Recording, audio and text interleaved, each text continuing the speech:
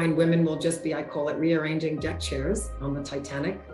Okay, so we're doing things, we're trying things, we're taking a little sugar out here or there. We're doing some workouts, we're on a diet, we're off a diet, we're doing cleanses. But the boat is still sinking, yeah? Because we haven't plugged the holes and healed the body.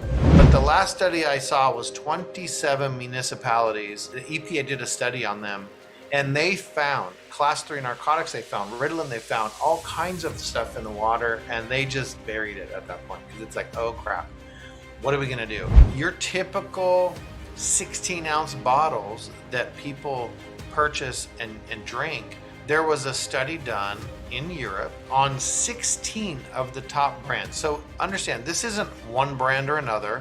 Actually, what it is the manufacturing process. And what they found was 24,500 harmful chemicals in a single bottle of water. You know, I was once a proponent of what I still hear a lot of people saying out there, which is, you know, if I optimize my health for my body, eat perfectly, exercise perfectly, get the proper amount of sleep, I am fully equipped to deal with toxins. And I used to believe that. And then I spent years and really now decades digging into the research on toxins. In the European Union and elsewhere, actually, I think it's 40 countries, they've banned over 1,300 chemicals from their cosmetics and their personal care products. Here in the United States, they have banned 11, just 11 chemicals banned here.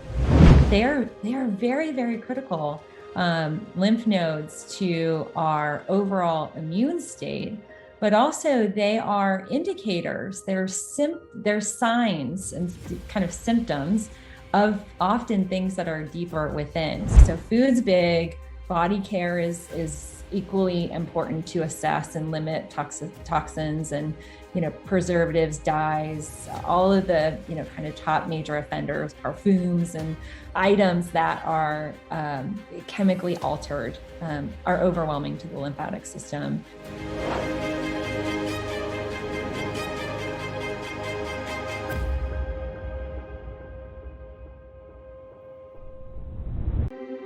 Looking at your fears as an opportunity to grow and thrive. The idea that genes turn on and off by themselves is a complete fabrication. It's not true at all. The number one toxin in the room is emotional trauma. It's kind of hard to escape life without trauma. They were going to call it a magic bullet, a biological response modifier, they called it. We've got them.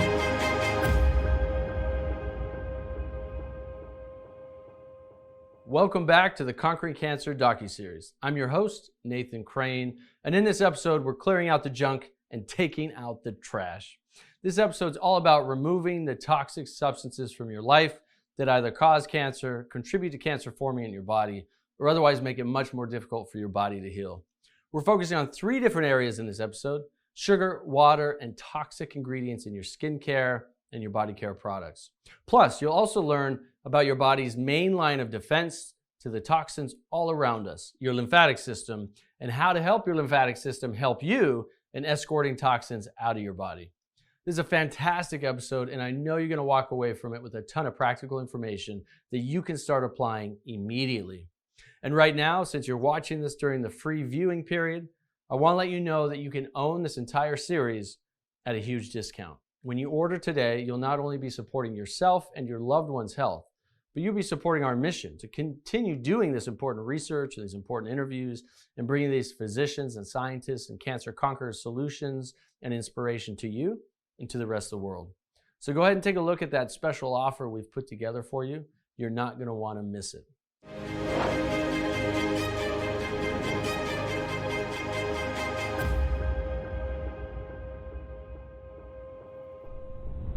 In a previous episode, it was all about the anti-cancer diet. And the anti-cancer diet means cutting out, or at a minimum, cutting back on that ubiquitous toxic ingredient that seems to be in everything we love to eat, sugar. First up in this episode, we're going to hear from expert Jen Eden on how she helps her clients break their lifelong addiction to sugar. Jen is a certified health coach, founder of the Sugar Freedom Method, and author of Woman Unleashed. Jen's zone of genius is teaching busy women how to kick and manage their sugar addiction so they can take back control and look and feel their best. Jen's wisdom comes from healing herself of sugar addiction and her 17 plus years of coaching women around the globe to do the same by following her simple 5-step method, which we're going to get into today. This is a really important topic because cancer is not only a metabolic condition, it's a metabolic dysfunctional condition primarily preventable through diet, lifestyle, and environment. As we learned in our anti-cancer diet episode, sugar has a direct negative impact on the body and can lead to things like diabetes and obesity. In this interview with Jen, we look at what causes sugar addiction and, more importantly, what you can do to break that addiction.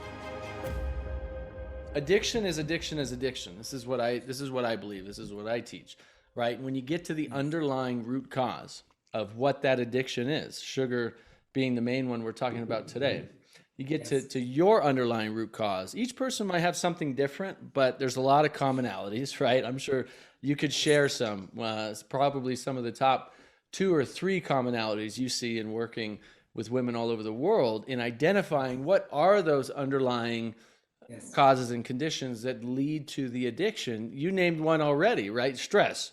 You're stressed out from the job. You go, you get, some sugar and you feel great, right? You may not feel 100%, but you feel better. And that's what people are looking for. We're always looking to feel better. Nobody wants to feel like crap. Nobody wants to have low energy. Nobody wants to be in pain. Nobody wants to be depressed or upset. So we turn to the things, more caffeine, more sugar, more food, the things that bring us comfort, that release, the dopamine, the serotonin, the things that make us feel good, right? And so being aware of that first, as you said, I think is critical. Recognizing when do you turn to the thing and what is your trigger, right? So maybe you can talk a little bit more about that. That's step one, 100%. That is step one. So I also have addiction in my family, pretty much everything you've named, plus a few more. And what I have found is the women that come see me also have this trend of stuff having gone on in childhood, and there being a disconnect between trauma and then finding ways to comfort ourselves and soothe that didn't involve food. We didn't teach that, especially with my parents being in and out, God bless them, of psychiatric ward. Okay, I've seen a lot of anxiety and depression in my family at the age of as little as 8 or 9. And so when that's not come full circle to, hey, Jen, it's okay, how can we comfort you? And you don't have that, you will go to whatever you can to survive. And so I find that sugar for many people it feels like internally survival. Yeah. It makes no sense after they work with me and they say, well, why would I ever do that? That clearly wouldn't solve the problem. But it's an emotional response. It's not a logical response. The method teaches logic as well as healing the body from the inside out. But eating sugar is emotional. It's not logical. And so part of it is getting logical about it, knowing that if you have addiction in your family, you absolutely have addiction to everything. Like you said, I can get addicted to staring at a wall. I mean, that might look good in a day because I have this pull on things, which is fine because people who have addiction, I find we're very passionate. So should you be listening to us right now, please know that addictive people have a beautiful, passionate side, but you have to learn how to control the addictive side. And so one is emotional stress. Number 2 is not knowing how to soothe yourself. So you will go to that. Gut health is a big piece. We don't have to get into a lot of it today, but those little beautiful little bacteria, right? The millions in our gut, when they are out of balance, and we've had a lot of stress, environmental pollutants, we could have a whole docuseries on this. They love sugar. So when the bad bacteria, I don't like that word, but everyone knows those words, are out of balance to the good bacteria, you will absolutely hands down crave sugar. And until we fix that flora in your gut, I find women will just be, I call it rearranging deck chairs on the Titanic. Okay, so we're doing things, we're trying things, we're taking a little sugar out here or there. We're doing some workouts, we're on a diet, we're off a diet, we're doing cleanses, but the boat is still sinking. Yeah, because we haven't plugged the holes and healed the body. And that's what I love about this series. It's about healing. It's not about just rearranging chairs and trying some new diet. And so that is what I teach in the Sugar Freedom Method. It's plugging the holes, and then you get a whole new boat in 90 days. And women are literally unaddicted to sugar even a year later because of all these pieces together, put together. Yeah. You know, it's so powerful. And I'm just reminded of in 2006, 2007, I started the very first cleanses that I'd ever done. I started with the master cleanse and then did other cleanses. And yeah, that one was pretty extreme when I did it. Talk about sugar. It's all maple syrup and cayenne and water. But I'll tell you what, it got me in touch with my organs, internal organs, the inside of my body for the very first time. And after 5 days of not eating and just doing this water and lemon and maple syrup and cayenne, I felt cleaner, more energized, better than I had felt in years, right? So it was like, okay, there's something to this. I started doing dozens and dozens of cleanses. And then in 2010, when my daughter was born, my wife and I went on a 1-year full raw vegan diet. And that was like there was like a year of cleansing, right? We didn't eat anything cooked. It was all fruits and vegetables and all things dehydrated and fresh. But what was interesting about that time was I had a pretty strong sugar addiction that I didn't know, right? Like I was always turning to sweets every day. Even if it was the organic ice cream, if you look at ice cream, there's like 30 grams of sugar per serving, right? Or even if it's organic, vegan, it's supposed to be healthy, non-GMO, it's gluten-free. It's like, oh my God, you read the sugar content and you're like, this is death in a bottle, right? So, I mean, I was really, really addicted to sugar and didn't know it. I had to have, sweet things like that every day. And after cleansing my body for so long, what was interesting was the addiction went away on its own. Like I didn't crave sweet things anymore. I think as my body got cleaner, my mind got cleaner, meditating, healing emotional wounds, childhood wounds. It wasn't intentional to overcome sugar addiction. It just happened. And I still love sweet things, but I have different ways of doing it now. I'll eat a banana, I'll eat an apple, I'll make, some yogurt and add a few drops of stevia and then fresh berries, fresh fruit, right? Healthy sugars, right? So what you're talking about is, or what I hear you saying is that as you, one, kind of discover what's leading to your addiction, two, clean out your body, heal your gut, right? Heal these emotional wounds. And then also put a plan in place, which is in a blueprint and a strategy and maybe a coach like yourself. That's how these women that you work with are staying free of sugar, even a year later. Is that right? Or yes. And I just want to add that you pretty much just said the method with a couple of additions, which we'll talk about. But I also want to be very mindful. It's not that the method is totally free of sugar. I actually love the fact that it's sugar freedom method, meaning you can live in a gray area. You can have it if there's a party or you want your wine, because wine just turned to sugar, right? And so you can have it, but how do I unhook from it in a day so you don't have all these things that we're talking about, all these inflammatory reactions, and forget the belly fat and everything else that women come see me for, and migraines and skin conditions and not feeling good. But this is my approach. I believe if you want it, so long as your doctor's on board, I mean it, and there's no cancer and other major stuff, I teach how to unhook from it. And the beauty is women know how to get on and off it because of the tools we're talking about, but something I have to mention, and that is that chemicals cause cravings. Chemicals cause cravings. Yeah. And so module 2 of the sugar freedom method is getting chemicals out of your food. You're not on a diet, but I am teaching you what chemicals that are sneaky in everything that you're eating, that you think you're eating healthy. I get that all the time. I'm healthy, Jen, but I can't not have the wine or the cookies or the chips before or after dinner. And it's because many things, but one of them is chemicals cause cravings. Chemicals, all the things when you read a label and you go, how do I pronounce that, Mom? It's because it's a chemical. And so we're not taught, because we're over marketed, I don't know, and Snickers, like for lack of a better thing, and, kills your cravings, or, given to your craving with, I don't know, make up like a Taco Bell, or these commercials that actually say, here's how to give in to them. And it's not true. And all these bars and things that they give you, they're loaded with chemicals. And until you understand what chemicals affect your body personally, I find you'll never be free. And the beauty, what Nathan was saying, is by being this incredible vegan, and to each his own, right? And so that wouldn't work for everyone. My husband, just to throw in there, I've tried doing things and he's like, I can't function. I'm like, fine, go back to eating grass-fed, clean versions, because he couldn't function, the poor man, after 2 weeks. And so I want to honor that everyone's body is different. At the same time, you know, Nathan took out all these chemicals I'm hearing and was cooking from home and being really mindful. And so naturally chemicals came out and you didn't have the same cravings, not to mention your taste buds change.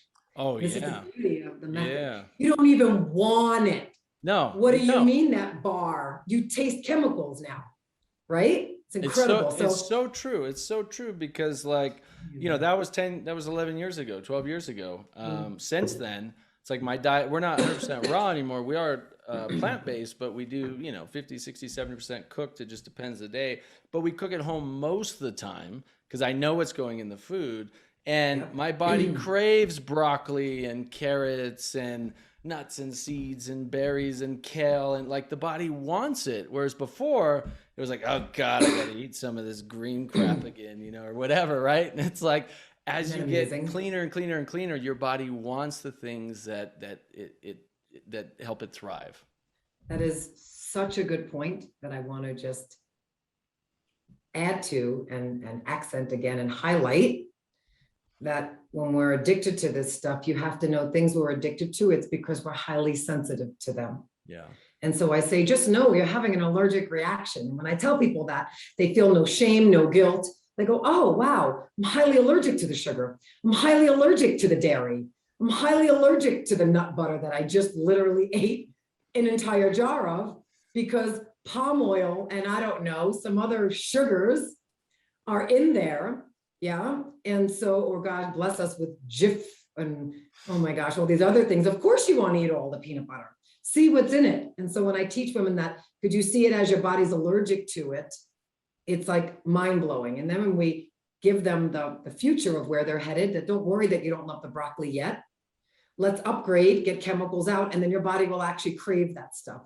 No one knows that because we're so inflamed that we think that's our natural state, right? We think waking up achy in our 40s and not finding our abs. I mean, I'm almost 50.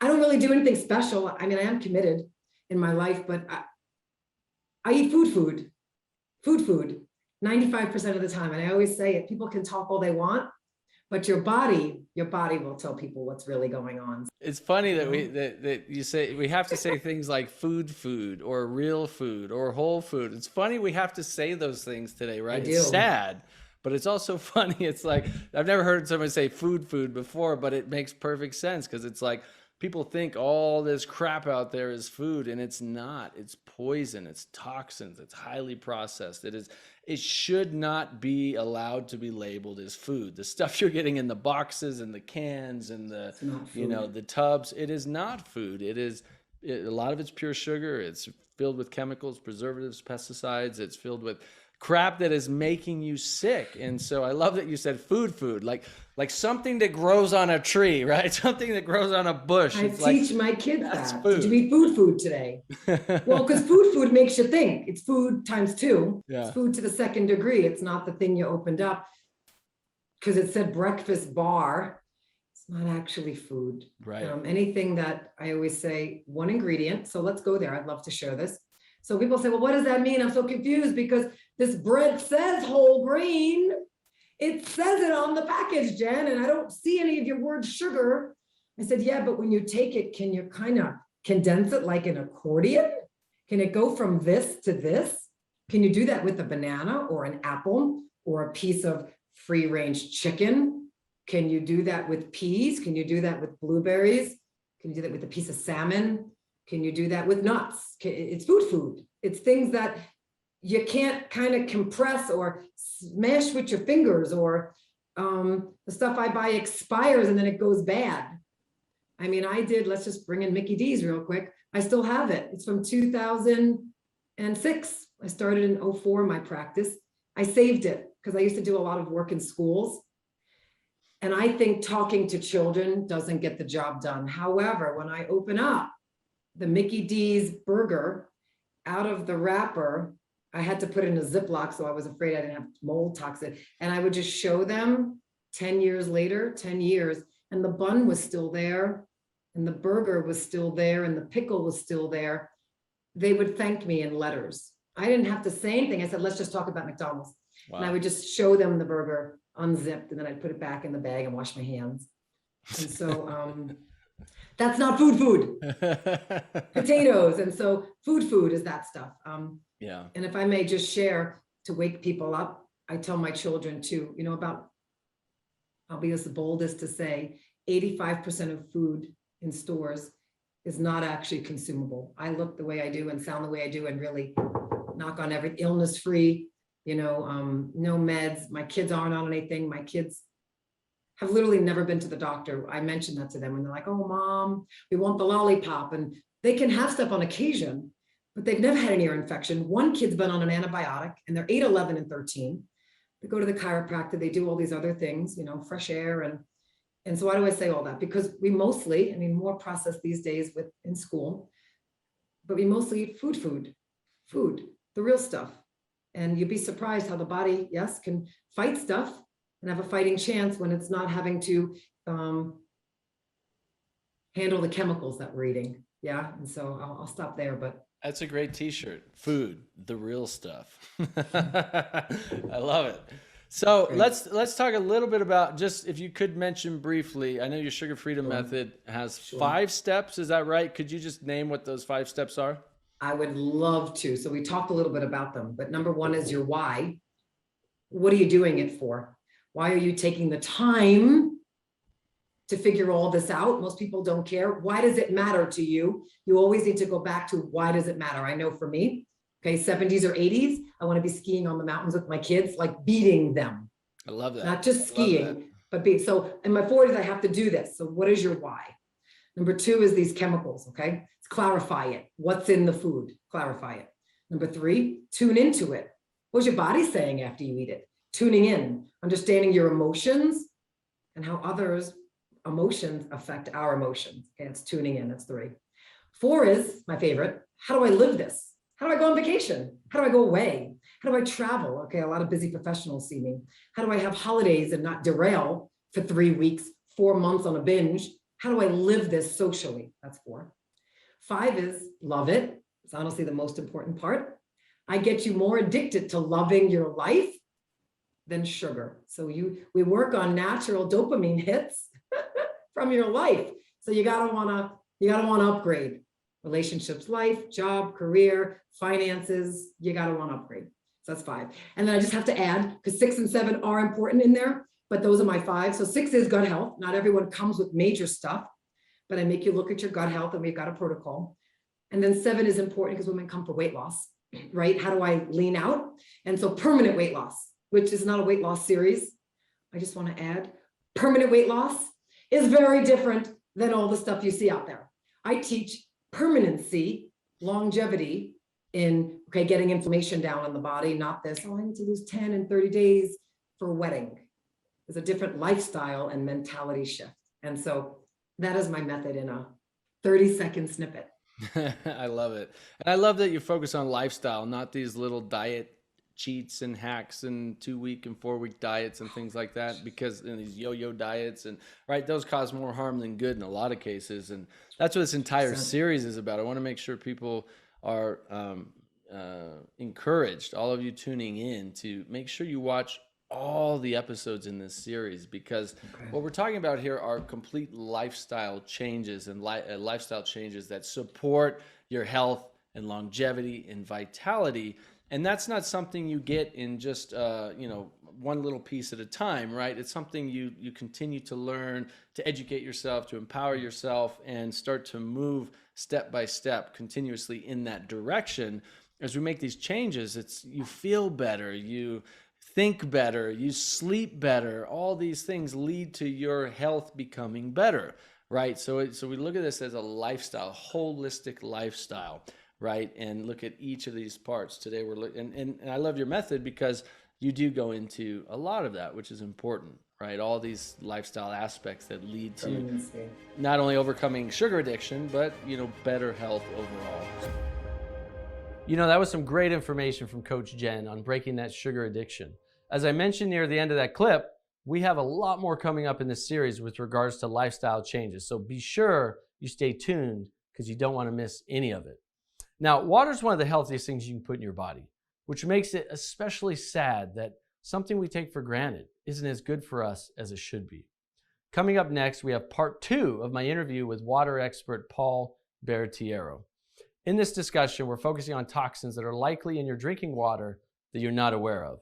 You'll probably find this information shocking and, frankly, a little gross. But Paul will also share the best filtration methods to get these toxins out of your water, so be sure to watch until the end. And just because you might be buying your water, don't think this discussion of toxic water doesn't apply to you. You'll definitely want to hear what Paul has to say about plastic water bottles and the role they can play in hormonal cancers. As a reminder, Paul Bertiero has lectured across the world for over 22 years, teaching about the role of molecular hydrogen to reduce oxidative stress and inflammation. He developed the EcoHydrogen water system as well as other products to modulate immune and cognitive function, and he's the founder of Synergy Science. Paul works diligently to educate people how to prevent disease and stop suffering, which is what this entire series is all about. What you're talking about is, let's say somebody has a healthy gut. They've been following the right diet. They've been, they're getting lots of fiber. They're eating a very strong plant-based diet. They're even eating organic, right? They've gotten the chemicals out of their food, for example. Maybe they've even cleaned up their air. They're cleaning the VOCs out of the off-gassing from the paints and carpets. But the water, right? The water itself, in so many cases, is so toxic that even if we're doing all these other things right, we're putting in all this water into our bodies from coffee and tea and just straight water from our water bottles that are so full of toxins and chemicals that it is basically counterproductive to everything else we're doing, because it's now destroying the gut as well. So can you talk a little bit about that? Like some of the toxicity in water that people maybe don't realize is happening, even if they're filtering even if they're using some filters out there, they think their water's clean. Like, talk about tap water, and then talk about even some filter water, bottled water, what people need to know about the toxins in water. Yes. So people don't understand that anything that goes in the toilet is in your water. And some people are crazy and put paint in the toilet, right? Because that was what you did in the 50s. You poured unused paint down there. I mean, also prescription medication. Any prescription medication, you're never using 100% of those prescription medications. So when you eliminate through normal elimination pathways, peeing, pooping, you're going to have drugs going in the toilet. So understand that if the water municipality is not removing the Ritalin that children are taking, the blood pressure medications that are being taken, the diabetes medications, the whatever, statin drugs, whatever it is, it's in your water. Now, granted, how does toilet water get into people's drinking water?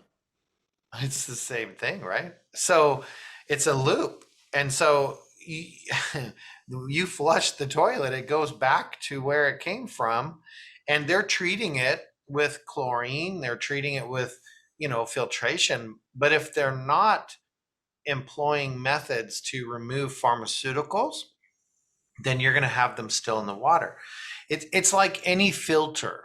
If you are utilizing a filter that removes a certain substance, everything else is going on by. You're just removing what that filter does. So this is why I am a huge advocate for deep filtration with water, because you have radiation, you have heavy metals, you have pesticides, you have narcotics, you have drugs, you have plastics, you have every possible thing in your water. And the last study I saw, and I'll tell you, no one's doing studies because I don't think people want to know this information, but the last study I saw was 27 municipalities the EPA did a study on them.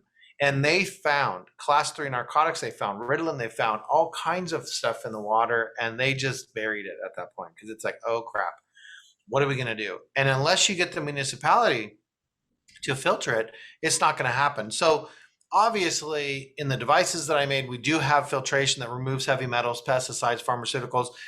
My filtration of choice, I'll just tell you, and this kind of goes against what a lot of people think because they've been fed so much misinformation about water. I tell you, it's probably one of the most disinformation categories ever is water and filtration with water, because there are people that believe that you shouldn't take the minerals out of water, right? That this is a big belief, and I don't understand it. I do understand it, but I don't understand why people fall for this misinformation, because the minerals in water are from rock.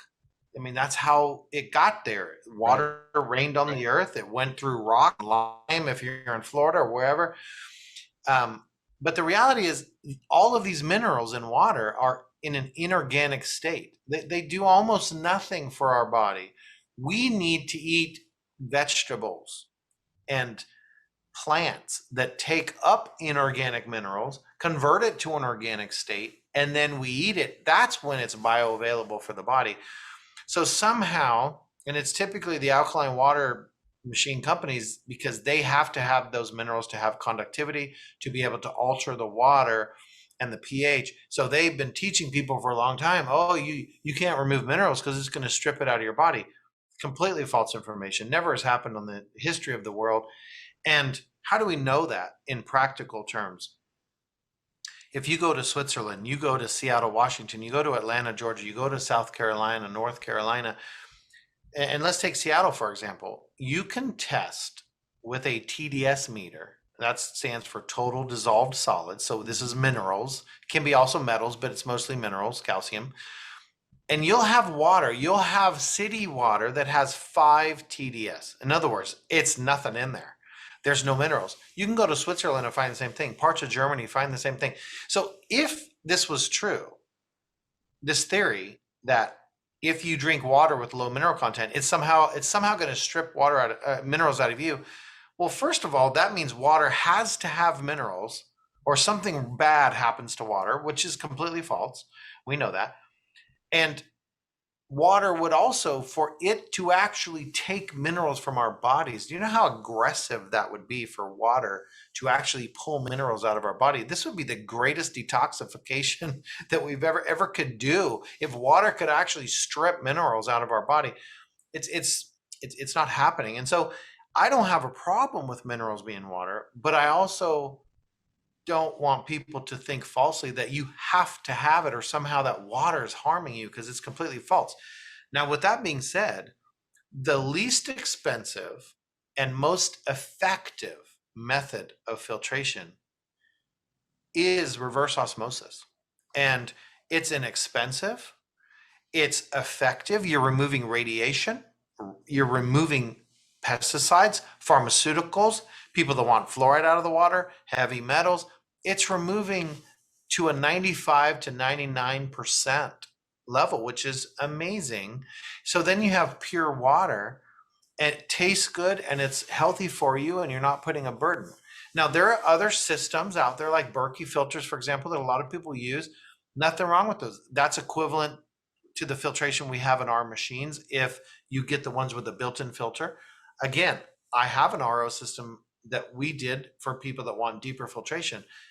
But I think you really should have the highest and best filtration possible, because taking in chemicals, I don't think people understand how many pesticides are in water. And there's the people out there who say, well, I have a well, Paul. That's got to be the cleanest water. And when I tell them that any farm within a 300-mile radius of your well that's spraying pesticides on their plants, that pesticides gets into the groundwater and right into your well. And they look at me with big eyes and they're like, what? I'm like, yeah, 300-mile radius. So I don't know that we know glyphosate now is, yes, one of the most prolific agricultural toxins on the yeah. planet. And now with all lawsuits, that'll probably be going away in the coming years, but replaced with other worse chemicals. Yes, worse. Yeah, because they're unregulated, really. I mean, you don't have long-term safety studies on them, and so they get approved, and then it's only 10, 15, 20 years later they get pulled because of cancer, right? And then they come out the next one, the next one, the next one. They keep convincing us that, the next chemical will be safe. Next, $82 billion in profits later. Oh, you pay a $2 billion fine, settle your lawsuits. We'll come out with the next chemical. It's like it's this never-ending, hamster wheel of ridiculousness. But To your point, yeah, I'm safe, I'm on a well. The problem is they actually found, and I don't remember this exactly, I saw this quite some time ago. They found glyphosate Oh yeah, in jungles, like where there's no glyphosate sprayed for hundreds and hundreds of miles, maybe thousands of miles. And that's so right. the only way that they have determined that it got there is through the rain because Right. it is so prolific and it gets into the rivers and into the Yep. oceans. The clouds soak Yep. this up and then spread it all over the world. So Yep. unfortunately now we have these chemicals and toxins and herbicides, insecticides, Yep. fungicides, pesticides in unfortunately every source of water. It's very Yep. sickening actually. No, you're 100% correct, and this is what I try to teach. I was lecturing just a couple weeks ago, and in my lecture, I showed them that there are new studies out now on your microbiome and the terrain of your gut, that environmental toxins from air, water, lotions, food, you have toxins or chemicals coming into your body from every possible place. When you breathe, when you drink anything, when you're putting lotion on your skins, anything, it all has chemicals. And the final bullet point in my lecture on that was there's on average every human being walking around that does not eat 100% organic, non-GMO, and even organic sometimes is being adulterated, but let's just take that off the table for now. If you're eating 100% organic, non-GMO, if you're not doing that, and that's very rare for people to be able to do that. It's a definitely a disciplined lifestyle, and it's very difficult for most. So the average human being walking around has 29 pesticides in their body, in their urine, and that's what's in their system. And so you're constantly having 29 chemicals. I mean, this is going to cause a difference in your system. This is gonna, and that's, They're causing inflammation. They're oh causing, yeah, little tears throughout the gut lining. yep, They're getting stuck in your, I mean, they're proliferating through your blood, your tissues, yep, your fat cells, creating that chronic inflammatory state. Creating basically a hyperactive immune system, yep, right? Leading to leaky gut. Now, these proteins from these foods are leaking into your bloodstream, and now you've got autoimmune disease. Autoimmune disease is a higher risk for cancer. Now you've got cancer, right? Like it's all linked, and it all right, comes back to the gut, which is where we started this conversation, which is quite correct. fascinating. Yeah, and you mentioned bottled water. Um, if you buy bottled water in glass or it's reusable plastic containers, for example, then it's better. But your typical 16-ounce bottles that people purchase and drink, there was a study done in Europe on 16 of the top brands. So understand, this isn't one brand or another. Actually, what it is the manufacturing process. And what they found was 24,500 harmful chemicals in a single bottle of water. And what it showed is that those chemicals lead to sterility. But even more important than sterility is androgenic and estrogenic receptor activity was reduced. So in other words, the way your body manages hormone reception or reset what's called hormone receptors, they were stopped by 60 to 90% by drinking 0.1 ounce of the 16.9 ounce bottles. And this is amazing to think. And so here, let's just open our mind a little bit and go, wait a minute, what happened in schools? Because we have a lot of gender concerns that young people have, let's say. And that's come in the last few years. And what do? We took sodas out because heavens, that's causing diabetes. So let's put bottled water in the machines now. And just think for a minute, if these bottles of water can stop androgenic receptor activity by 60 to 90% and estrogenic receptor activity by 60 to 90%, you're talking about the fact that the body has no idea what it is. Men and women completely out of balance hormonally, right? Yeah, Absolutely. And it affects your mind, it affects your brain, it affects cancer, it affects everything, right? Yeah. And so, yeah, you're onto a really interesting point there. Before we dive too deep down that rabbit hole, and I know we've only got a short time left, a couple of questions. One, how many toxins did you say they found in these 16 different bottled waters? And two, how are all those toxins in bottled water in the first place? Great question. So they found 24,500. 24,000. I thought that's what you said. Toxins in bottled water. Harmful How is chemicals. that even? How's it harmful? How's that even possible? Okay, so when the water went in the bottle, it was pristine, no chemicals, right? But you have to understand the way the bottles are manufactured. So about the size of my thumb here, you have a piece of plastic about this big, right there. You're going to heat that plastic up to a melting point, and then you're going to pull a vacuum and create the bottle. If they would take those bottles and store them for a few days to a week and let it off gas naturally, then we would be fine. But who has a desire to do that? Because that creates a lot of big warehouse, right? For billions of bottles that you're manufacturing. So what actually happens is you're melting plastic and then you're forming it into a bottle, which breaks up all of that plastic structure and releases all kinds of chemicals. And then the next station is a filling station and then a capping station. So you're filling the water, capping it, it's running down, it's getting into a box, and it's literally going on a truck, which then pulls away and another truck backs up and starts the process over again. And so as the water is cooling that plastic, all the chemicals are going into the water and not going into air, which again still would be pollution, but it's going in the water, and you're drinking those plastics, those chemicals right into your body. People think, oh, it's BPA free, it's safe, but no. Any plastic, BPA free, they got all kinds of chemicals in it. BPA is just the big talking point. People go, oh, this plastic's safe because it's BPA free. But the reality is all plastic, especially from petrochemicals, are filled with these toxic chemicals. Right. And they get away with it because they say, oh, it's in minute amounts, it's not going to harm you. Right. The reality is it's about accumulation. We're talking about bioaccumulation over weeks and months and years, where these chemicals are going into your body every single day, or even, a few times a week, depending on how much you're drinking from plastic sources, right?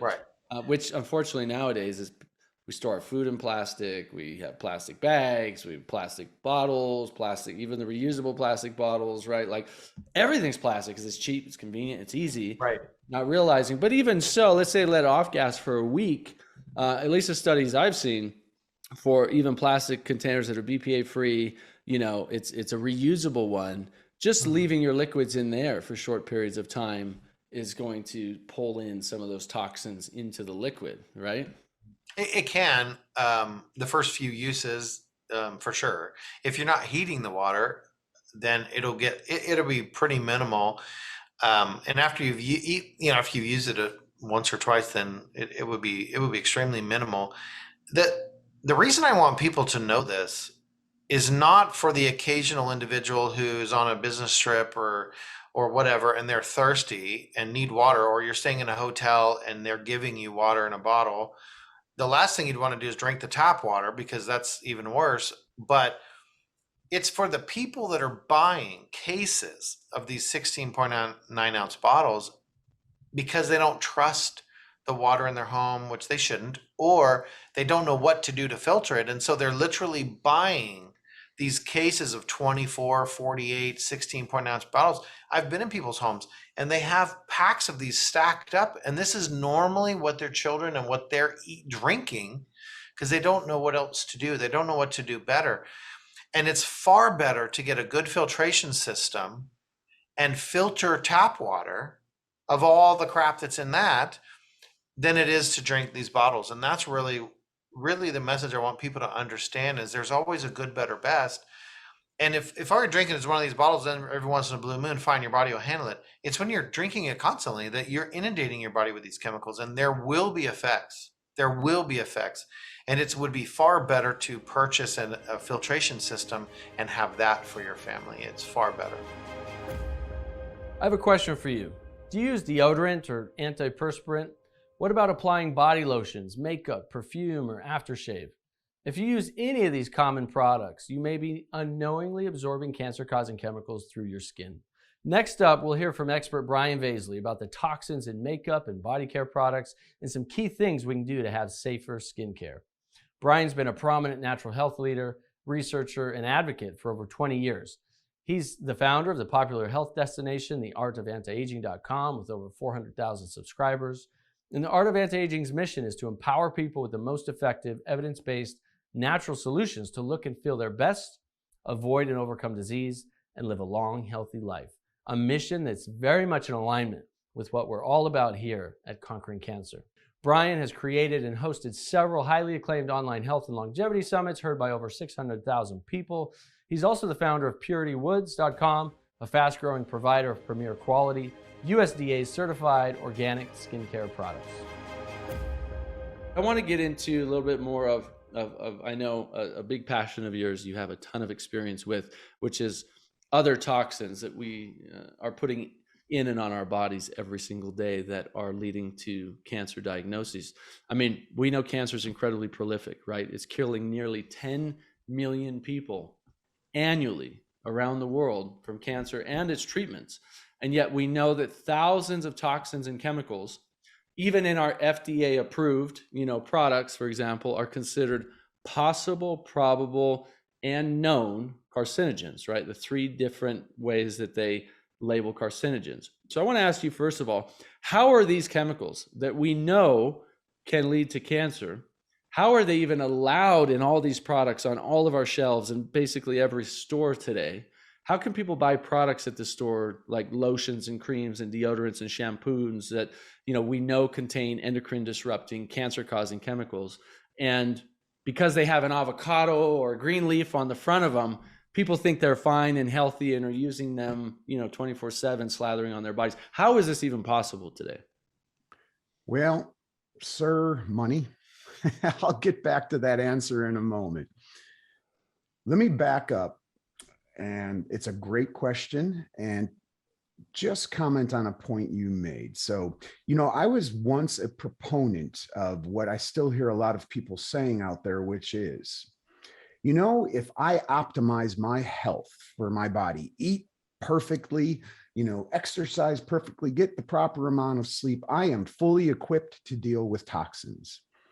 And I used to believe that. And then I spent years and really now decades digging into the research on toxins. Yes, sir, you're right. The first and worst being these emotional toxins, and they are the worst. We just talked about forgiveness, guilt is huge, anger, holding on to this anger, all these things, they are the worst. They're the worst. And then the other, you got to think about your body. And really, this is how I oversimplify health, which is it's all about what you allow in and what you try to keep out. That's really health, meaning what you allow in, you're conscious, you're trying to be conscious of that, and you're trying to allow the healthiest nutrients in, whether it's through your mouth, through your skin, as I'll just talk about in more depth here, through your lungs, or through your ears and eyes and nose and your brain. What are you allowing in and what are you trying to keep out?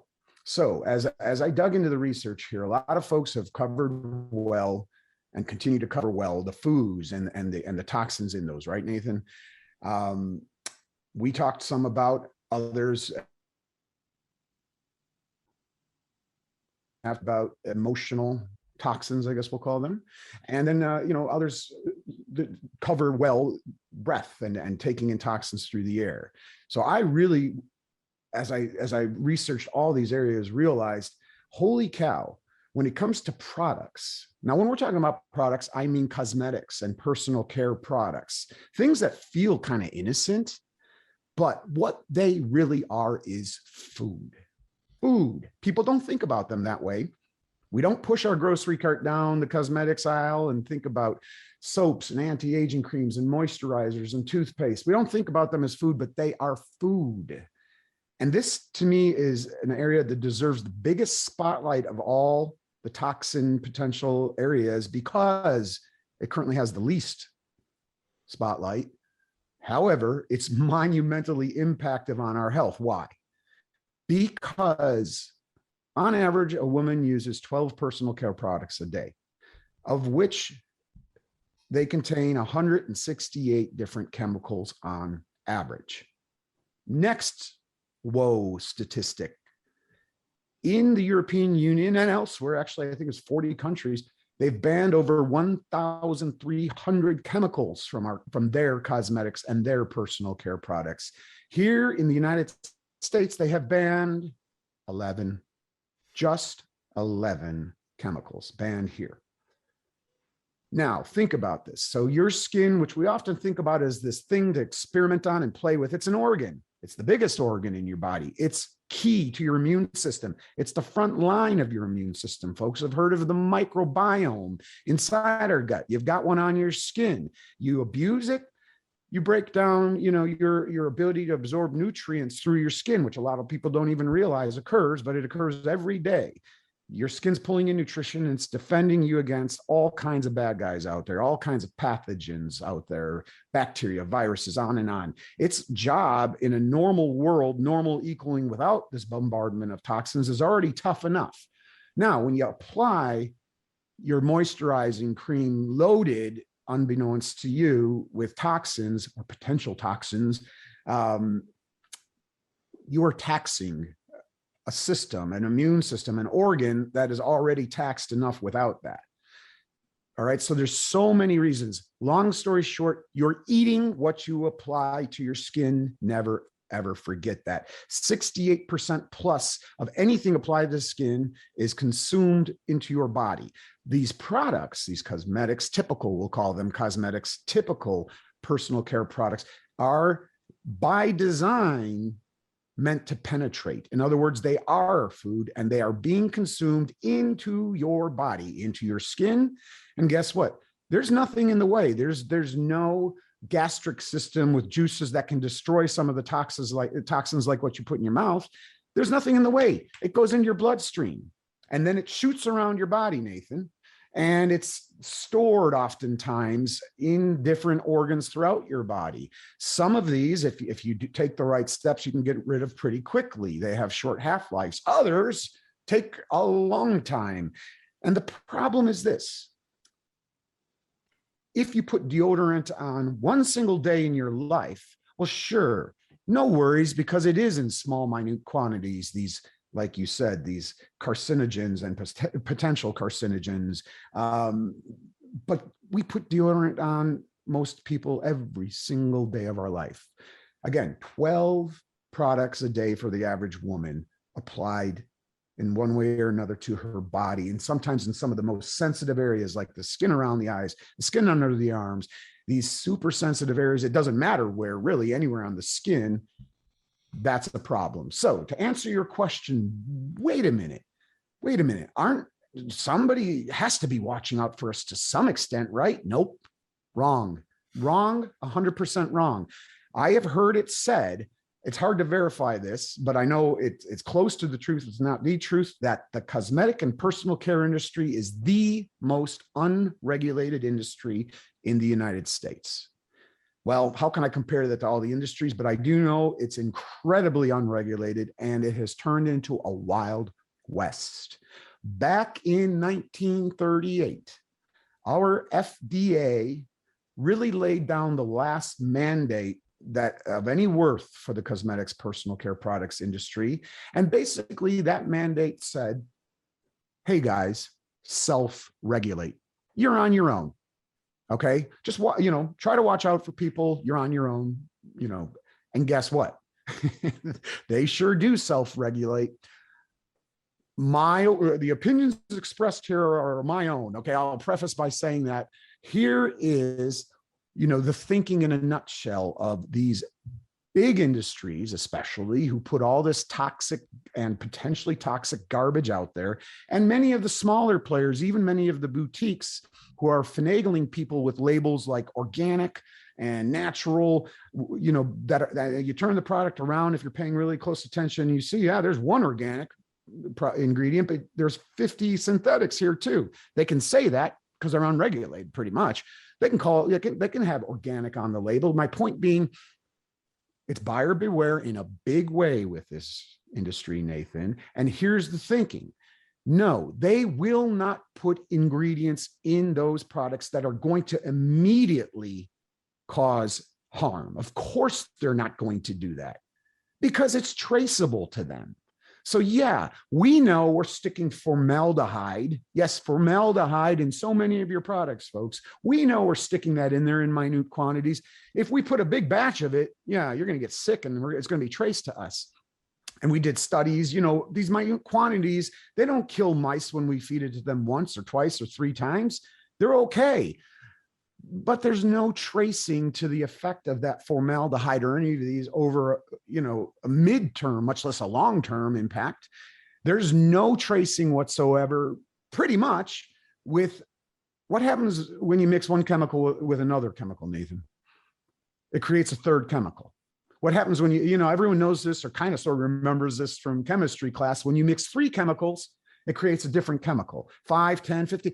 When you start combining all of these chemicals, they create other chemicals. They don't even test that. They don't know that. Nobody knows that, not within a product and certainly not across 12 different products a day on average.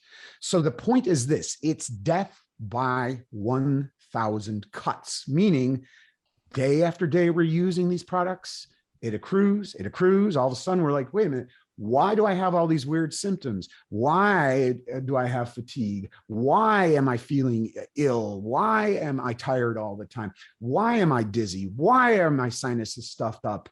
And I will tell you, cut these products out for 2 weeks. And many people listening now, not all, but many will be so surprised that these mystery symptoms disappear. It's that prevalent because we're feeding our bodies these products day after day, week after week, month after month, decade after decade, and it's accruing in our bodies slowly. I got to say, I appreciate how you give the understanding that when you are shopping for deodorant and lotion and skin creams and shampoos and hairsprays and all these different anti-aging products and all these different things, whether you're a man or a woman. I mean, men use so many products every day too, right? Men are using deodorant, shampoos, body washes, hand soaps, toothpaste, all these things as well that are so full of chemicals. I appreciate how you help people realize that this is food. This is food, right? Because what I teach people is what you put on and in your body becomes your body. Yes, sir. Literally at a cellular level. The problem is, and I know you've talked about this before, is the skin. When you put chemicals into your skin, it's bypassing certain filtration organs and often going straight into the bloodstream, right? Can you talk a little bit about that? Oh my goodness. I mentioned that and I'm glad you're stressing that because I certainly do. Again, I would in so many cases, in all cases, actually, rather put these chemicals on my tongue, in my mouth, because the body has more of a fighting chance of eliminating it because we have, more filters, if you will, in place when we eat food. They're going to potentially get destroyed by your gastric juices, these harsh juices in the stomach, for example, and they go through other processes. Absolutely. When you apply them on your skin, it's got nowhere else to go. If it penetrates enough, then deep and deeper still and into your blood and then shooting around your body. And then it's only chances potentially maybe getting filtered through the liver and, somewhat filtered out, but so much of it accrues slowly over time in the body. And it's not just one chemical. There are literally 1,300 plus chemicals banned by the European Union we're talking about here. We're talking about thousands and thousands of unknown still chemicals that could be banned, that are all allowed. You can literally, Nathan, put anything you want, call it a deodorant, put anything you want in there, and then you can sell it. Nobody's watching. There's nobody watching. Again, you don't want to put crap in there that's going to hurt somebody right away because then it'll be traced to you. But it's very hard to make an argument, 6 years later or 1 year later, or even 3 months later, that deodorant or that anti-aging cream or that caused it. How are you going to prove that case? They know this. That's why they're like, whatever. Until people shift buying habits, this is really cheap for us. They add these products. Why? It's like fast food is basically what it is. That's what it is. It's a different type of fast food. Why do they add these cheap, synthetic, potentially toxic to downright known toxic ingredients to these products? Why do they do it? Long shelf life, much cheaper than actually using natural whole or truly healthy ingredients. There's a million reasons, but the bottom line is the very first word I answered with: money. It's cheaper, far cheaper, more profitable for them to do so. And it's very tough to trace when you're using all these different products. Hey, that phthalate, those phthalates in that product cause this. Prove it. And how are you going to prove it? So until people realize this, which is what we're doing here is realization, and then take the steps to change it for themselves and share this knowledge with others. Go stand in a grocery store and tell everyone with the grocery cart down those cosmetic aisles, everybody listening, you're in a food aisle. You don't have to do that because you might sound like a crazy person, but the point you get here, right, is that until people really understand this and start spreading it, what's their impetus to change all that? There is no impetus. It's cheap for them to make these crappy products. And the truth of the matter is, like fast food, you eat a hamburger, for many people at least, there's this immediate joy in the moment. And then 10 minutes later, an hour later, you're starting to feel, the effect maybe, but certainly that those effects all add up and, have all kinds of potential diseases caused from that. Point being, we all know that fast food's not good for us. I don't think many people would argue otherwise right now, but this is the same situation. Some of these ingredients have an immediate impact that people are looking for in that moment. Oh my God, my skin is smoother right now because of this fake synthetic ingredient. Ironically, that same ingredient is early aging you. The irony of irony, it's not good for you. Midterm, long-term, sometimes even relatively short-term, not good. Yeah, it's a good point. I mean, we have to use common sense here and not rely on our regulatory agencies to depend on them telling us this is good for you or not good for you, right? Because they're not doing a very good job of it. Well, we have to rely on folks like you and I guess me, but bringing this forward to people. I mean, honestly, so appreciative that you're doing this, that you're having conversation with me and folks like me and those who are far more brilliant than me and bringing this to light. And really, I got to say this, and I mean this from the bottom of my heart. Kudos to everybody listening to this right now. When you could be doing 40 other things, you could be watching Maury Povich or whatever goes on during TV these days, but you're choosing to do this. That's a huge positive, that everyone listening right now is doing. They're hearing this, they're learning this, they're open to learning. If you're 40, 50, 60, 70, especially even if you're 20s and 30s, but kudos to you for taking that step, of saying, I know a lot, but I don't know everything and I'm going to learn more.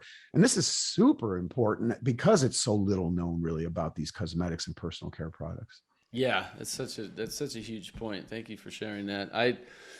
To just kind of recap a little bit here, we want to get into solutions as well, is how I look at chemicals and products is if it sounds synthetic, looks synthetic, sounds like it was made in a laboratory, right? All these things, we can pretty much, whether there's studies on it or not showing that it's carcinogenic, whether there's studies on it or not showing it's an endocrine disruptor, because those take decades, right? Parabens have been in products for so many years, and just now, they've called them safe, right? And just now they're finally saying, oh yeah, parabens, it looks like they cause cancer. Right? They're still allowed in products, but they're like, the studies are starting to show, because these studies are expensive. They take a lot of time. Nobody wants to fund them, right? Because nobody wants to prove otherwise, because these companies are making billions of dollars, right? So what's happening is they're going, oh yeah, parabens. Oh yeah, we did a breast cancer study, right? And they cut into the tissue of many women's breasts, and they found that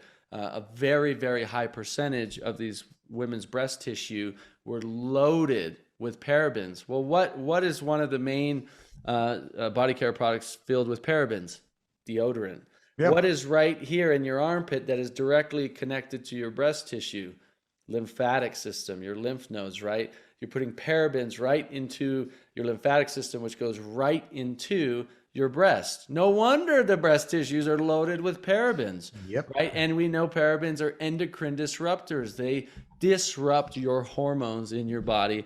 Disruption in hormones can lead to hormone-related cancers, which breast cancer in women, prostate cancer in men. So we know these things, but we can't wait for these studies, right? We can't wait for these studies to come out because you're going to be dead if you wait for all the studies. Yeah. And every day they're coming up with new chemicals, right? Because they know, oh, that chemical gets banned, I can just put in another one. And that'll take 20 years to get banned. And I'll put in another one, that'll take 20 years to get banned, right? So how do we, here's a good opportunity for solutions. How do we get these chemicals 100% out of our lives, help our viewers learn how to do this and how to read products properly and what to look for so that we can just use a little bit of our own intelligence here to not even take a chance. Why take a chance? Why take a risk, right? Yeah.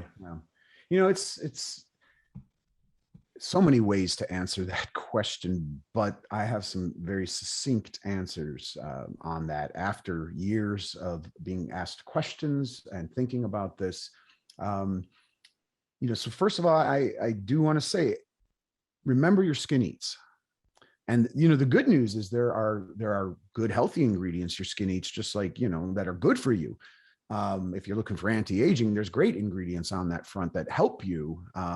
You know, because one answer I used to give, the reason I'm bringing that up is like, you know, well, ultimately you could try to avoid them all, you know, and at the end of the day, that's better for you than using them. But then there are actually healthy ingredients that can help you, you know, that you can apply to your skin for different reasons. Yeah. Pardon me. But the reason that I could right now, and I will, I mean, there's so many ingredients: sodium lauryl sulfate, sodium laureth sulfate. I mentioned formaldehyde, triclosan, phthalates, hydroquinone. I can go on and on. Here's the point I'm making. 1,300 chemicals, Nathan, have been banned. So if you are in the business of trying to memorize and look for the 1,300 chemicals banned elsewhere in this world, by the way, they're not done. They've got a long list of potential, you know, potentially bad toxic ingredients that they're still working on in the EU and elsewhere. So there's thousands more. If you try to get in the business of looking at labels and saying, okay, that one's there, you know, I don't have that knowledge. Nobody has that knowledge in their head. There's better ways. Okay. I like your approach. It's a better approach, you know, than trying to label hunt, because you're right. But the problem is that there's even some words that sound so innocent that are, for me, I run the other way. For example, let me give you one. I run the other way when I turn a product around and I see the word fragrance. Yep. I run the other way. I don't run the other way literally, but you get the idea here. I put the product down and I walk away. Why? Because inside of that little innocent sounding word, which is sometimes made even prettier when they call it parfum, or it's made simple when they call it scent. Okay, so look for those words. What that means is it could be anything.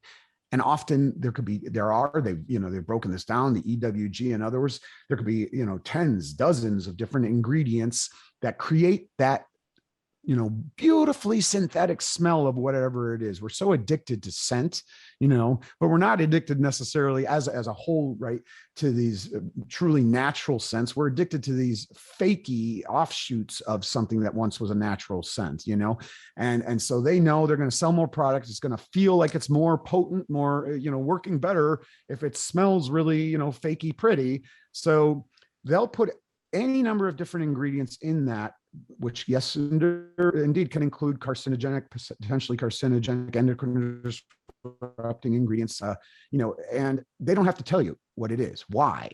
Because it's a trade secret. See, it's protected by not having to divulge their magic little personal formula that made just that special variation on that scent. It's a trade secret. So they can and they do stick all kinds of nasty stuff in that. So when I see that one word fragrance, that's a litmus test right there alone. Put it down, get away. You know, of course, you can look for those sciencey words.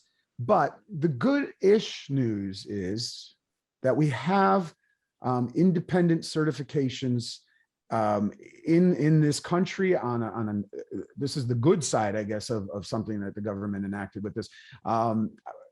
USDA certified organic. When I see a product with that, either I'm relatively certain it's a great product. The only reservation I have at that point is, did that company, get the authority to actually use that? That's, I have that doubt in me. And so I'll do my homework on that one point.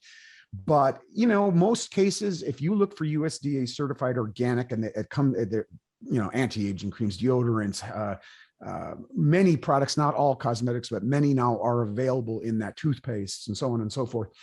You can know that product, independent of that company, and this is such a key point, they had to get that approved by a governing body who has some pretty strict certifications to authorize you to use that USDA certified organic logo.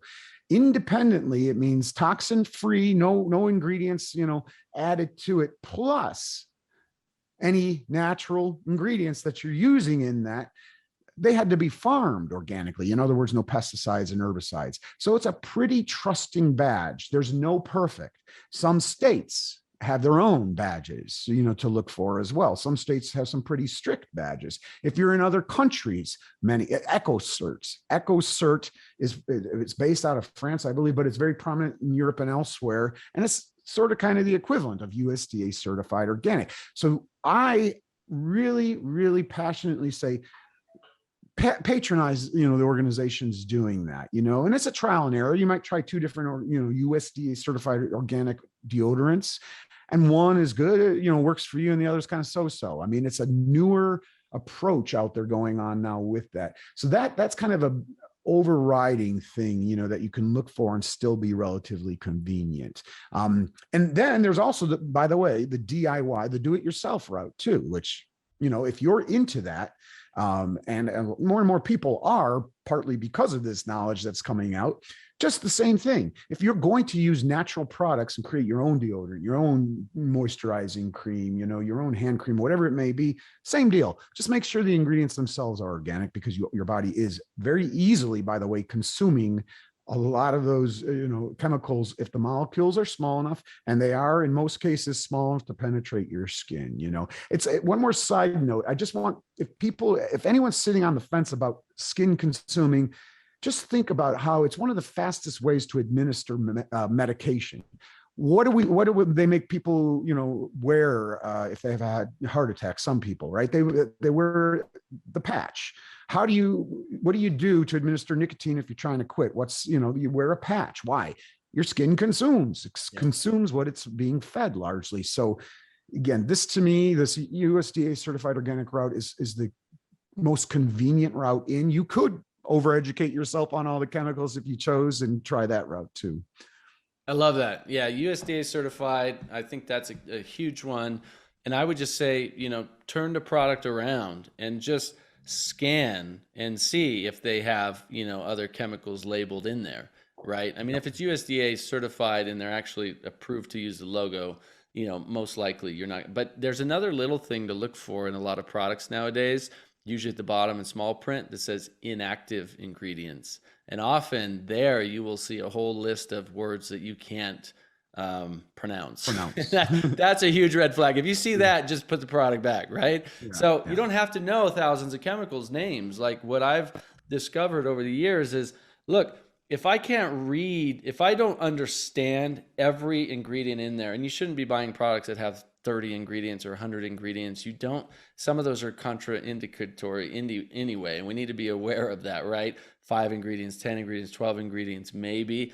But you should be able to read it and say, avocado, pear, it's like real things that grow on the earth, from the earth, right? Because that's where you're going to get your natural antioxidants. That's where you're going to get, your natural beneficial natural chemicals from the plants, the plant constituents, the phytonutrients that are actually, as you were talking about, it's not only of getting the chemicals off, but you can put these natural plant constituents, antioxidants into your skin, which will help with the repair and regeneration of your body. And then you're absorbing those healthy things into your body, right? So I was in Costa Rica a while back, and there was somebody telling me, he said, they were visiting a tribe in the mountains, and they asked them, you know, the 70-year-old, 80-year-old, 90-year-old women had the most like beautiful skin they'd ever seen.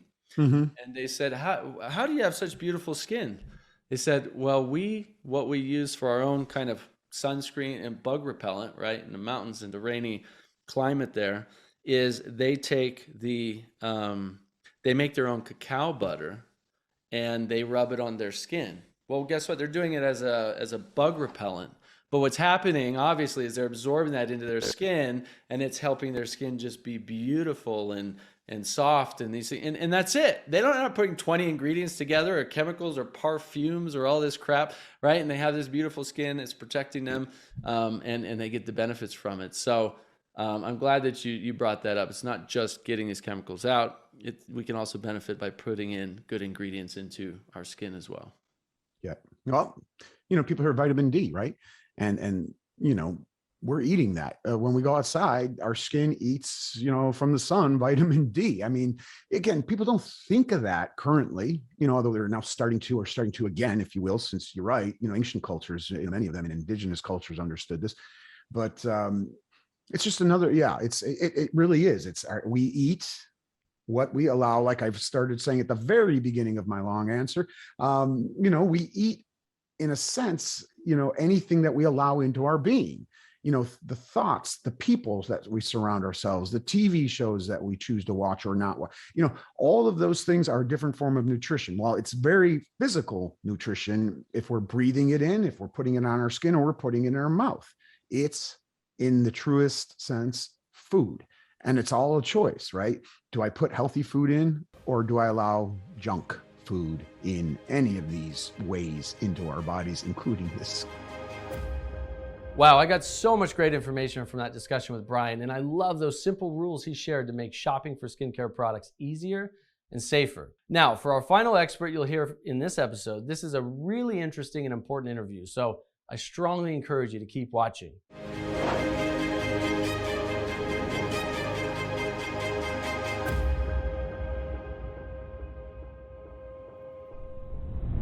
How much do you know about your lymphatic system? Can you name any of the organs that are part of it? Any clue what your lymph nodes are for? They're commonly removed, especially during breast cancer surgery, but is that the best course of action? And what's that doing to your body and your immune system? Your lymphatic system is one of the most important systems for getting toxins out of your body, and it's closely linked to your immune system health. As you likely know, your immune system is what gobbles up cancer cells, viruses, and other pathogens. So having a strong immune system can literally mean the difference between life and death. Coming up next, you'll meet Dr. Melissa Gallagher. Dr. Melissa is a naturopathic physician with a concentration on hormones, digestion, and lymphatic health. Dr. Gallagher combines functional medicine practices with tailored natural healing modalities to optimize the health of her patients. With over 1,100 clinical hours of training, Melissa was personally trained by the team who created electro-lymphatic drainage therapy. She maintains a vigorous schedule that involves work with cancer clinical trials, cancer patients in the beginning, middle, and end phases of surgery, chemoradiation, and end-stage supportive care, as well as is referred to by many local, regional, and national plastic surgeons for assistance in promoting adequate lymph drainage, surgery recovery, and speedy healing of surgical incisions. Whether your goal is to never have a cancer diagnosis in the first place, or to optimize your body's ability to heal from cancer, I know you'll take away something beneficial from this conversation with Dr. Melissa Gallagher. How important is the lymphatic system when it comes to cancer? It's extremely important. The first kind of thing that I want everybody to kind of take away is that this body system is unfortunately one of the least acknowledged and understood and slimly educated body system in the traditional medical learning model. So with that being said, it often is something where a lot of patients are trying to self-educate and learn about this system, usually when they have a cancer diagnosis and they're talking about lymph node dissection or having biopsies and removal of a lymph node. And that becomes usually the only time where people are cognizant of this body system. But the lymphatic system is a spider webbing of channels, vascular channels, vessels, lymph valves, and lymph nodes that connect basically from the top of your head all the way down, connecting and detoxing and providing nourishment to every organ, cell, and soft tissue within your body. So from head to toe, we have an entire lymphatic system that parallels our vascular system. And the vascular system is generally the pump of the lymphatic system. So usually you'll hear people recommending exercise is good for moving not only your vascular system, but also your lymphatic system. And there's a reason behind that. There's this arterial pressure that pushes toxicity and even cancer cells throughout our whole entire life out of the bloodstream and into the lymphatic system that then gets emptied through either sweat or our bladder, kidney channel, or the digestive process. And that system really needs to be addressed, supported, and nurtured through all journeys of health and wellness crises or preventative measures to keeping our body healthy and free of cancer cells that might take root. Yeah, thank you for that overview. You know, how I've heard it, I think best explained is like the vascular system is like the nutrient delivery system, right? The blood is taking nutrients and delivering and oxygen and, you know, life-giving nutrients to basically every part of your body for the most part, you know, organs and soft tissues and your brain and liver and kidneys, right? Whereas the lymphatic system is like your waste removal system, right? It's basically taking in the waste, the byproducts, the cancer cells, the abnormal cells, you know, and it is not only removing them, but destroying them even, right? Destroying cancer cells in the lymph nodes, for example, producing T cells, NK killer cells, B cells, immune cells that are necessary for finding and destroying these cancer cells, cleaning them up, and then removing them from the body. Mm-hmm.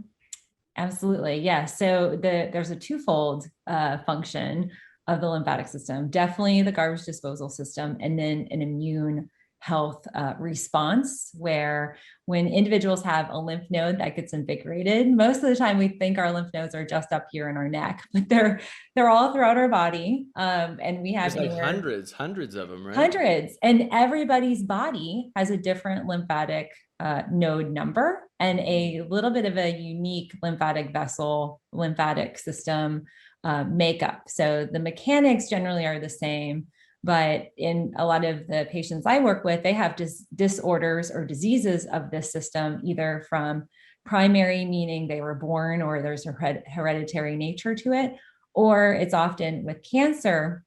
Whenever we have an organ or glandular removal or radiation or chemotherapy, those lymph nodes get impaired. And so sometimes it's a removal or what I call amputation of a lymph node. But yeah, they are very, very critical lymph nodes to our overall immune state, but also they are indicators, they're signs and kind of symptoms of often things that are deeper within. So if the body is presenting with a swollen lymph node, it's not a gland, you know, nodes are not glands. There are glands that are part of the lymphatic system, like our spleen. Bone marrow is also part of the lymphatic system, as well as our thymus gland. The bone marrow is where our stem cells are produced from, right? Absolutely, yes. Yeah, that's fascinating. Mm-hmm. Yeah, and you know, you kind of connect that to some of the anti-aging and rejuvenative medical practices that we're seeing catching wind here in the US. The lymphatics is really very critical. So having a healthy lymphatic system will maximize the rejuvenative medicine and preventative treatments and modalities that people are seeking, either with a normal autoimmune disorder or cancer diagnoses. We can't ignore the importance of addressing and supporting the lymphatic system. So why is it that, let's say, cancer spread to the lymphs, or it's even in an area, let's say with breast cancer, often they'll remove the tumor and then, let's say the lymph nodes near, maybe in the armpits or near the breast, for example, are inflamed. They show in the scans they're inflamed. So one of the very first things that the oncologists do or recommend to do, right? The surgeons will say, well, let's take out those lymph nodes, right? Why is that such a common practice today to remove those lymph nodes, especially as we know how important they are in actually helping our body filter out this waste material, these abnormal cells, and actually helping to get rid of cancer in the body in the first place? Yep, absolutely. So one of the things with lymph nodes that, for instance, are compromised due to cancer, there is at this point no hope for recovery for that lymph node. So once it has been damaged or overwhelmed by cancer cells, we have no arsenal, either traditional medical approaches or naturopathic functional medical approaches to save that lymph node. We now have lymph node replacement surgeries that are highly effective, and amazing surgeons here in the US that do that. But when for instance, with breast cancer, when a woman goes through this very quick process, I mean, from the time of diagnosis to having her first biopsy to often scheduling surgery, it's very quick, and the speed of it is overwhelming and can cause a lot of PTSD and shock and trauma to the patient. And it's in those phases that I actually work with a lot of patients who are seeking to save their lymph nodes, as many as they can. I will say, having gone through training and working with breast cancer surgeons, we can visualize in surgical settings, we can visually see a compromised lymph node versus a non-compromised lymph node. They look different. There's a different pathology to them. The cellular structure has changed. You can see there's either a healthy lymph node, potentially unhealthy, or fully compromised. And the medicine has not caught up with the scientific research, where we see a lot of surgeons in the case of breast cancer, where they are performing more aggressive surgeries and removal of tissue and lymph nodes than what is advisable in the medical doctrine based on what we now know, where surgery is very much life-saving and it has a functionality in a cancer treatment plan. But longer term, the more lymph nodes we remove or even dissect. So if, under surgical conditions, we dissect a lymph node. Well, we've rendered that lymph node completely null and void. It is no longer functional, whether it was a healthy lymph node or not. In many cases, we can test the ones that are more susceptible and look abnormal. When surgeons are more apt to follow the 20, 30-year protocol of those times, they're taking out too many lymph nodes, and it compromises the lymphatic system permanently, where that patient is more likely to develop a lymphatic disorder called lymphedema. Yeah. And that is something that, if caught in the early stages, can be managed very properly with minimal effect to the arm or the limb.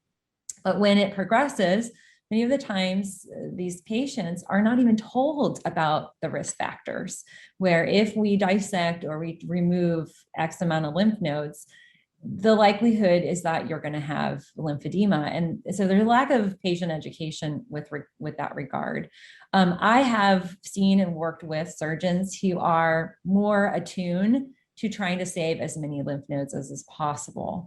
Why the lymph nodes become compromised is just part of the anatomy and the structure of particularly the breast. There's an assortment, an abundance of lymph nodes. So if we have a ductal carcinoma or a triple negative type of metastatic breast cancer, the likelihood is those nodes, because of the proximity, are going to be involved in compromise. And so we are trying to, 1, save the patient's life, 2, eradicate the cancerous cells, and 3, try and limit additional spread. So we're trying to get margins. The extent of the surgical margins varies. And so with patients who are maybe watching this and are undergoing their own care, it becomes really important to ask the question of how many lymph nodes do you intend on taking out? How many do you think you might be dissecting or sending to pathology to test for cancer? Those are really critical questions for the long-term health of the patient's lymphatic system and minimizing a lifelong diagnosis, where cancer is short-term. We have so many thrivers and survivors. Cancer is not as destructive and deadly as it once was 15, 20, 30 years ago. but the surgical practices have not caught up. And so what becomes a lifelong diagnosis is the lymphatic disease or lymphatic impairment that is known as lymphedema. What are some of these things that inhibit and damage the lymphatic system, right? Yeah. And then what can we do about it to improve it? Yeah. Yeah. So, I'll start with diet. Our standard American diet is it can be very caustic to the lymphatic system. So our processed foods are nitrate dense foods. A lot of the packaged items that you're going to find not in the periphery, but in the center of the aisles, those are all laden with chemicals and colors, preservatives. Those are all needing, when we consume that, our lymphatic system is part of that whole garbage disposal system, detoxing that out of our body. The other, and we'll talk further about this, the digestive process is also negatively influenced by these, by our SAD diet. So the food is a big part of that. If there's hormones in the food, if there's certain chemicals in our water sources, it will bombard the lymphatic system. And, we can have a certain amount of that naturally that we can manage, but when we're getting bombardment from all different angles, and our skin being one of the largest systems of delivery for a lot of toxicity. So we have to be really mindful of our skincare choices and what we're putting on our nails and, all of the kind of things we're environmentally absorbing and assimilating into the lymphatic system. That becomes really critical. So food's big, body care is equally important to assess and limit toxins and, preservatives, dyes, all of the, kind of top major offenders, perfumes and items that are chemically altered are overwhelming to the lymphatic system. And that's basically because it is, you're overworking the system. Is that right? So it's having to spend so much time and energy in trying to detox and remove all these chemicals, these preservatives, these toxins, that it's not getting enough attention on the cancer cells specifically, and it's also causing damage and inflammation at the same time. Is that how you might look at it? Yeah. So let me kind of describe the mechanics of the lymphatic system, because this will probably zero in on that. So that lymphatic fluid I referenced earlier, that is comprised of proteins, fat, cancer cells, and all of those toxins. And the more that gathers in that fluid, the thicker it becomes, and the more protein dense and bonded this lymph fluid becomes. Ideally, lymph fluid is this kind of milky-like substance, and it should have the consistency of a watered down yogurt. So that's a healthy lymph. When we get bombardment or we are overwhelmed, that system's overwhelmed with all of those dyes and chemicals and even immune cell death, that, the apoptosis of cells, we see all of that gather in this fluid. That fluid can become the consistency is like cottage cheese, really thick and stagnated. So the stagnancy is problematic, and it's problematic because it's a transport mechanism. Right. It should be flowing. So if it's like a highway, and I always kind of describe your lymph nodes are like your exit, your highway exits, and all your channels are like your main highway. And so what do you do when there's removal or impairment? You've got all these exits gone, there's a detour needed, and you'll get a traffic backup.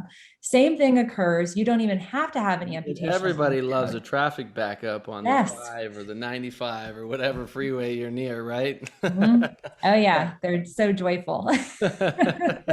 Yeah, but that's a great analogy, because if there's a backup and it's slowing down, that means everything downstream from there is being affected.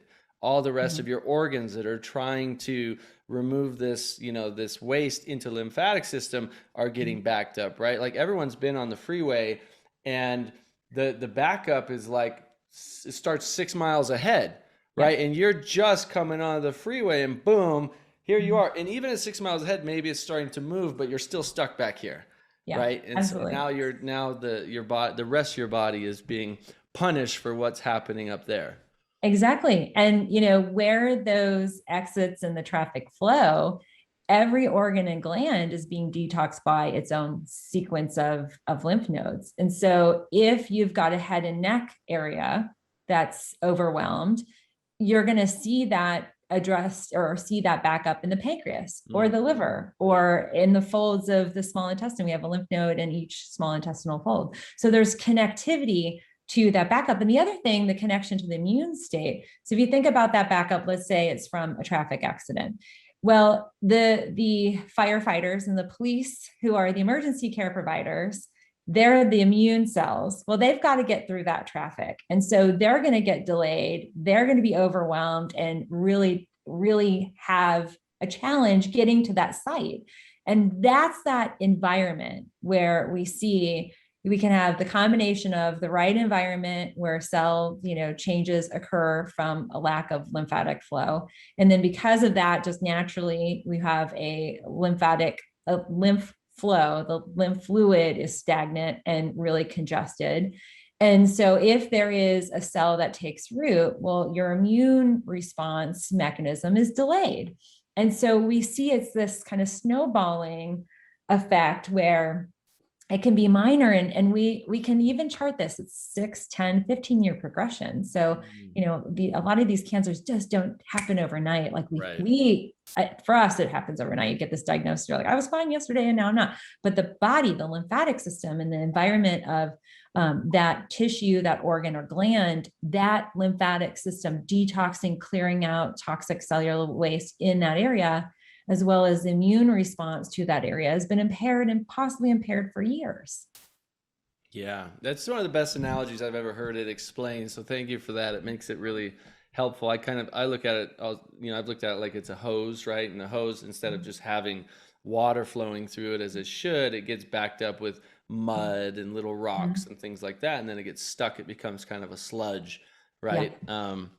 So, and then you're talking about the medical responders, your T cells, your B cells, your NK killer cells. Now, these have to also move through that now blocked sludge to get to the damaged site, right? And they can't move through it well. So, it's not getting repaired very quickly. Is that accurate?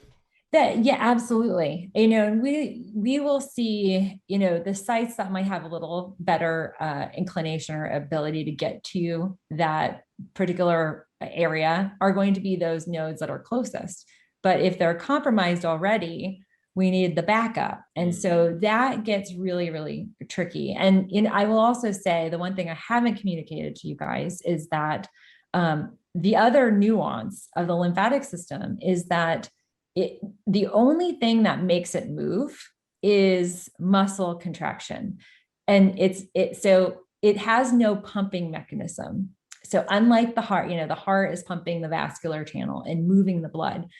There's no pump to the lymphatic system. And so this is where sedentary lifestyles, for the individual that doesn't like to sweat, most likely they're probably not working out or, doing a lot of fitness where they're moving their muscles. And so, when we move our muscles, we sweat. Well, there's that connection because that muscle contraction moves the fluid. And so we can, to help support your lymphatic system, there's a multitude of things you can do to help that pumping mechanism. And the other nuance, this is another great joy of the lymphatic system, it works counter to gravity. So you have a situation where the heart is the level plane for the lymphatic flow. Everything above the heart is flowing down towards the heart. We have a big duct, it's called the thoracic duct, and it's right here in the whole heart zone, but it's right here in the heart area. Everything below the heart is flushing up. So if we have, let's say, a digestive related cancer or colon cancer, you have lymph node involvement there, you have strangulation maybe from undergarments and whatnot, and poor lymph flow, we'll not only see poor lymph flow of the lower torso, the pubic region, but we'll also see poor lymph flow in the legs because everything's got to move upward. And so it's not uncommon for us to see male or female patients that have lower torso lymphatic congestion and even precancerous cells or immune imbalances, prostatitis, vaginal bacterial infections, even precancerous cells, we will see lymph nodes in the groin where the leg and the torso meet. We'll see lymph nodes get invigorated. They feel kind of like a little enlarged, like almond shape, and they'll feel really hard. And then we'll also see scenarios where there's more fluid swelling or fluid retention. We see swelling or edema in the extremities, where behind the knee, it'll kind of feel, if people palpate and push in, it'll feel spongy, like a wet sponge that's filled with fluid. Those are indicators that that flow upward is challenged. And so it has a net effect, but it's counterintuitive for us, where the lymphatic system has to have a pumping mechanism, which is often the muscles, and we need the flow to go against gravity. Those are two things that can really be challenging for folks that don't work out and maybe are eating an unhealthy diet or have a history of immune imbalances of certain areas of the body. It becomes really important that they are tactful and strategic with lymphatic motivation activities. So the ancient yogis really figured something out when they designed the headstands. Anyone who's ever done yoga and done a headstand, right? Yep. Flipping your body upside down, allowing things to flush the other way. But I love that you said about, the lymphatic system doesn't have a pump. We have to move the body. What I tell people is we literally are designed to move. We have to move. If we don't move, we're dying, right? If we're not moving, we're dying. And that can be any kind of movement. It doesn't have to be just go to the gym, work out for an hour. Just walking starts to activate and flush the lymphatic system, right? Little rebounding, like we have a little rebounder in our living room and my kids jump on it and I jump on it, every day. I have a power plate, if you've seen those. It's a vibrational technology that flushes your whole body. You just stand on it for a few minutes and it's, vibrating your entire body at 50 times per second. Those are those are incredible for lymphatic, right? I've even seen some research that there are some herbs that stimulate lymphatic movement. Have you seen anything about herbs and other things we can do to keep the lymphatic system healthy? Yeah, absolutely. There are definitely, there is an assortment of herbs. A lot of times those herbs will be in combination with vascular flow. It's not uncommon for us to see vascular impairments like venous insufficiency pair up with those. So those herbs are often going to be vascular in orientation, and they're very beneficial also to lymphatics, because if the blood is flowing, it's going to help flush toxicity out. And the idea is that it's going to help move. I will say the two most easily accessible and most inexpensive ways, food items, herbal items, that you can incorporate every day in your diet to move your lymphatics: ginger and turmeric. Those very extensively researched, specific to lymphatic flow. So apart from, vascular movement, that those two are amazing for motivating the lymphatic system. And in my practice, I work with a lot of individuals that have lymphedema. And it's sometimes really hard for people to kind of understand just how much fluid weight an individual, or even a limb, like an arm from, an individual that's gone through a mastectomy. A woman can hold 30 to 60 pounds of fluid in just her arm. Wow. And that is a lot of fluid to hold on to. It also affects their body structure. So you've got that weight pulling down. And so we want to move the lymphatics in any case. Regular individual that's trying to be preventative, as well as individuals who might be watching who have lymphatic impairment or have had scarring or a lymph node removed with any type of amputation of a gland or organ in your body, then you definitely want to move the lymphatics with ginger. So ginger tea, 2 to 3 cups of ginger tea a day. Add turmeric to a lot of your cooking, spice and flavor your foods with turmeric. And those are highly beneficial, and they are very noticeable, where within an hour to 2 hours of consuming a great quantity, so like a ginger tea, within an hour, I'll have a patient flushing through the kidneys and the bladder a lot of fluid, a lot of excesses. And so if people try this, I just want to kind of caveat this with, it's not uncommon, because we're getting that fluid flushing, that your urine will have an odor and it'll be discolored. That's all toxicity leaving, moving out of the body, and it's a good thing. And so don't be alarmed if you start drinking ginger tea, maybe add a little turmeric to it, that you get really fluid flushing. So it's not uncommon that 3 to 5 pounds people hold on to. It's often lymphatic. And so that fluid weight, we can get that moving very easily. And, with those patients that I have that have lymphedema, after I work with them and have them on these protocols that are externally lymph motivating, it's not uncommon for them to lose 10 pounds of fluid in a day after actively pumping and supporting their lymphatics. You don't have to go on some crazy yo-yo diet. No. Take some ginger, get your lymphatics flowing, and boom, 10 pounds down, you fit into that next dress size down. There you go. You're ready for the wedding.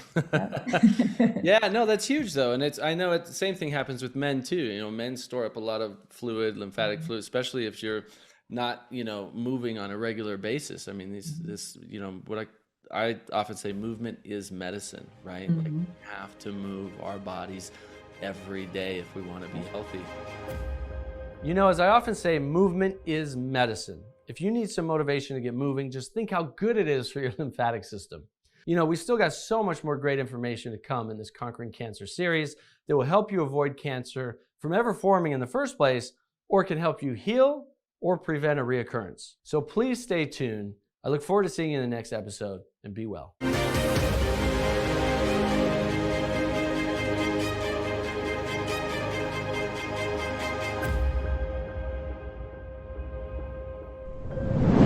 Twinkies are vegan, as far as I know, right? But they're no health food. And so when you base your diet around mac and cheese and Twinkies and all the convenience foods, and you're strung out on caffeine, and you drink a lot of soft drinks, obviously you're going to get lots of diseases, maybe even worse than an omnivorous diet. Well, lifestyle medicine is using lifestyle changes not only to help prevent disease, which we all know, but to treat and often even reverse it by changing what are often the underlying causes of why we get sick in the first place. We often tend to think of advances in medicine as being something really high-tech, a new drug, a new laser, something really new device, expensive.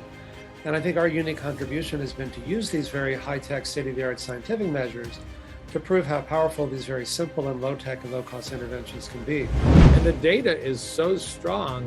If you're sleep deprived, you probably will skip the gym. You probably aren't going to food prep properly. You might just stop at your gas station and get yourself something easy, crispy, creamy to eat. You're just not at your best making decisions. Movement, you've got to stay physically active. And again, blue zones aren't everything. And if anybody doesn't know, these pockets of longevity, but natural movement, gardening, dancing, climbing hills, it doesn't have to be machines and weights, and they're all great. And I'd rather you do that at a gym indoors and not do it at all. But if nothing else, after a meal, go take a 20-minute walk. So those are the cores. They're not fancy. This is an acquired dependency that was created by feeding a human infant animal flesh 3 times a day since infancy. Yeah, you can create a dependency on animals. So what? You can create a dependency on a lot of things, from heroin to cocaine. And it's not the person's fault. What they didn't have to fight or resist or work through as much as we do is because they didn't have the luxuries at their fingertips. They weren't lured into them, right? I have to consciously make a decision not to buy these cookies over here and instead buy this organic apple, or consciously go plant a garden or some herbs or whatever. It takes a conscious effort in my part.